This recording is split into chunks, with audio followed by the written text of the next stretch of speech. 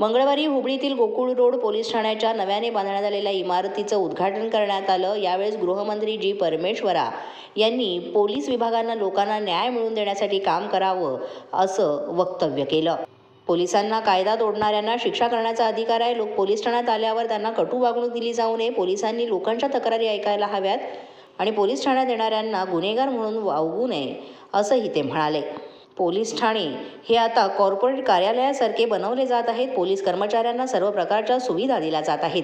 पोलिसांनी आपली कर्तव्य निष्पक्षपणे पार पाडली पाहिजेत। तसंच नवीन वर्षाच्या सणाच्या काळात कठोर उपाययोजना कराव्यात असंही परमेश्वरा यांनी सांगितलं। अलीकडच्या काळात तरुण नशेच्या आहारी जात आहे। पोलिसांनी हुबळी आणि धारवाड शहरांना नशामुक्त बनवण्यात भर दिला पाहिजे।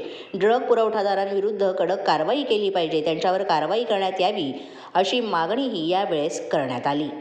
तसंच विद्यानगर येथे नव्याने बांधण्यात आलेल्या पोलीस ठाण्याचं आणि हुबळी ग्रामीण पोलीस ठाण्याचं उद्घाटनही करण्यात आलं। यावेळेस विधान परिषद अध्यक्ष बसवराज होरट्टी, श्रममंत्री संतोष लाड, आमदार प्रसाद अबैया, महेश तेंगिणाकाई, NH कोनरेड्डी आणि इतर मान्यवर उपस्थित होते। अशाच नवनवीन अपडेट्ससाठी आणि ताज्या बातम्यांसाठी पोलीस माझा न्यूज यूट्यूब चॅनल सबस्क्राईब करा। तसंच आमचं फेसबुक, इंस्टाग्राम आणि ट्विटर अकाउंट फॉलो करा। अधिक माहितीसाठी आमच्या www.polismazanews.com या वेबसाईटला भेट द्या।